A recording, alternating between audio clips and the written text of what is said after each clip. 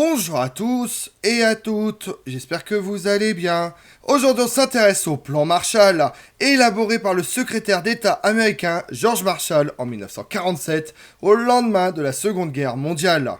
Le plan Marshall était un programme d'aide économique et financier qui avait pour but de contribuer à la reconstruction de l'Europe dévastée par la Seconde Guerre mondiale.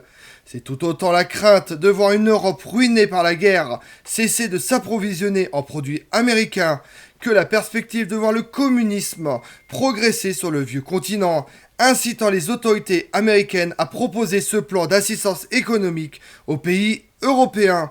Vous voulez en savoir plus sur le plan Marshall? Venez avec moi. Ce programme visant à aider à la reconstruction des pays européens a été proposé le 5 juin 1947 par le général Marshall, alors secrétaire d'État américain. Dans ce discours d'Harvard, le général Marshall lance un appel à tous les pays d'Europe, y compris l'Union soviétique et les pays communistes, en offrant l'assistance américaine pour la reconstruction matérielle et le redressement financier de l'Europe. Il ne s'agit rien de moins que d'éviter la dislocation économique, sociale et politique du vieux continent. Il n'échappe pas non plus aux politiques et économistes américains que le fragile économie de l'Allemagne de Weimar, résultant en partie de la politique des répartitions, avait joué un rôle important dans l'arrivée au pouvoir des nationaux socialistes. Ce discours s'inscrit dans la politique américaine exprimée à travers la doctrine du président Harry Truman, dont l'objectif est d'aider les États à se protéger du communisme. Même si au départ l'aide américaine est proposée à tous les pays d'Europe, y compris l'Union soviétique et les États communistes, elle est cependant destinée prioritairement aux nations non communistes, étant un exemple de la volonté américaine de se tourner en direction de l'Europe. À cette volonté idéologique et politique, il faut ajouter une raison économique. L'Europe représente en effet un marché prometteur. Or, à cause de la raréfaction du dollar, les États européens risquent de ne plus importer et les États-Unis de se retrouver face à une crise de surproduction, ne pouvant plus écouler leurs marchandises. À la suite de l'offre américaine, Bidault, Belvin et Molotov, ministres des Affaires étrangères de France, de Grande-Bretagne et de l'Union soviétique, se réunissent à Paris le 27 juin 1947, mais ne purent tomber d'accord. Molotov refuse de s'associer à un plan d'ensemble sous prétexte de préserver la souveraineté nationale. L'idée ne fut donc acceptée que par les pays de l'Europe de l'Ouest, l'Union soviétique et les pays communistes de l'Est, faisant preuve à son égard d'une attitude bientôt nettement hostile. L'acceptation du plan Marshall marque la fin de la collaboration des communistes avec les autres partis, en France et en Italie. En réaction au plan Marshall, l'Union soviétique décide, en septembre 1947, la création du Komintern, qui a pour objectif d'harmoniser les politiques des partis communistes des États d'Europe de l'Est, ainsi que celles des partis communistes français et italiens. Si sa mission officielle est de centraliser les informations d'intérêt commun, le Komintern sert en fait d'instrument à la politique de Staline, particulièrement en Yougoslavie où Tito adopte une attitude indépendante. S'opposant point par point à la doctrine Truman, il crée une alternative anti-impérialiste et inaugure la guerre froide entre les deux blocs. D'après la loi signée par le président Truman le 2 avril 1948, le plan Marshall était prévu pour une durée de 4 ans, jusqu'au 30 juin 1952. À cette dernière date, les pays européens bénéficiaires de l'aide américaine étaient censés avoir réussi à surmonter leurs difficultés économiques et financières. L'aide américaine fut acceptée par 16 pays, l'Autriche, la Belgique, le Danemark, l'Irlande, la France, la Grande-Bretagne, la Grèce, l'Islande, l'Italie, le Luxembourg, la Norvège, les Pays-Bas, le Portugal, la Suède, la Suisse et la Turquie, auxquels se joignent l'Allemagne fédérale après sa naissance en 1949. L'effort est considérable, on estime qu'il représente environ 1,5% du PIB américain sur 5 ans. Essentiellement distribuée sous forme de dons, cette aide s'élève au total à plus de 13 milliards de dollars. Recevant 26% des crédits, le Royaume-Uni en est la principale bénéficiaire.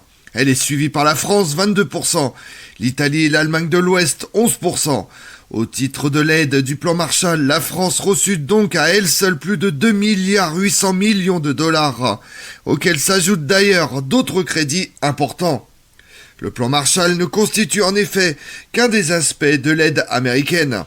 De 1945 à 1964, l'assistance américaine au monde entier s'élève à 97 milliards de dollars, dont la France a obtenu pour sa part 4 milliards 443 millions de dollars. L'aide américaine était offerte à des conditions particulièrement avantageuses. 85% à titre gratuit, 15% en prêt à long terme. Mais elle imposait à l'Europe occidentale une orientation vers une durable communauté économique européenne. En effet, le plan Marshall considérait l'Europe comme un tout, deux organismes administrant le plan. L'un, l'Economic Cooperation Administration, ECA, était américain et distribuait les crédits, lesquels étaient répartis en un organisme européen, l'Organisation européenne des coopérations économiques, OECE. L'assistance économique des Américains se limite donc aux nations d'Europe occidentale, massif sous la forme de l'essentiel de dons, le reste étant des prêts à long terme. Elle se concrétise par l'institution d'organismes administratifs communs. L'administration pour la coopération économique distribue les crédits et l'Organisation européenne de coopération économique se charge de les dépenser. En 1961, l'OECE est remplacée par l'Organisation des coopérations et du développement économique, qui élargit le champ de coopération entre ses divers membres. Cette aide aura permis à ces économies de ne pas s'effondrer, tout en assurant la prospérité à court terme des États-Unis. Néanmoins, l'aide américaine ne fut pas moins critiquée à la fois par les tenants du libéralisme économique qui y voyaient une excuse pour maintenir le dirigisme des temps de guerre ainsi qu'une entrave au libre marché et par les socialistes qui le décrient comme un instrument de domination aux mains des États-Unis. En réaction au plan Marshall, l'Union soviétique décide la création du Communiforme en 1947. Quand les tensions de la guerre froide s'intensifient en 1949, les fonds servent de plus en plus à financer les dépenses militaires au détriment de la reconstruction industrielle. Surtout, s'accompagnant sur le plan politique de l'isolement des partis communistes dans les pays d'Europe occidentale, le plan Marshall, s'il a contribué au redressement économique de nombreux pays, a également renforcé la coupure entre les pays capitalistes et les pays communistes en Europe. Coupure qui allait être au centre de la guerre froide. Le plan Marshall est resté depuis comme une référence en matière de soutien économique, à tel point qu'il est devenu une expression fréquemment utilisée, que ce soit pour l'environnement ou l'aide de la reconstruction d'Haïti. Et pendant ce temps-là, dans le monde, le 10 février 1947, au traité de Paris, l'Italie renonce à ses droits et titres sur ses possessions territoriales en Afrique, c'est-à-dire la Libye, l'Érythrée et la Somalie italienne. Le 12 mars, la doctrine Truman, destinée à endiguer l'expansion du communisme en Europe, est adoptée. Le 10 avril 1947, le discours de Tanger, le sultan Sidi Mohamed revendique l'abolition du régime de protectorat et la marche vers l'indépendance du Maroc. Le 20 avril, c'est le début du règne de Frédéric IX de Danemark, qui prendra fin en 1972. Le 30 avril 1947, c'est la naissance d'Arnold Schwarzenegger, acteur, homme d'affaires, bodybuilder et ancien gouverneur de Californie. Comme on l'a vu, entre avril 1948 et juin 1952, plus de 13 milliards de dollars seront consacrés au financement de ce plan, la plupart de ces fonds étant accordés à titre de dons. Je vous remercie d'avoir suivi cette vidéo en ma compagnie.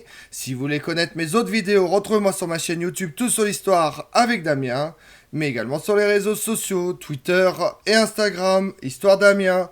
Et pensez à liker, commenter et vous abonner. Je vous remercie à tous.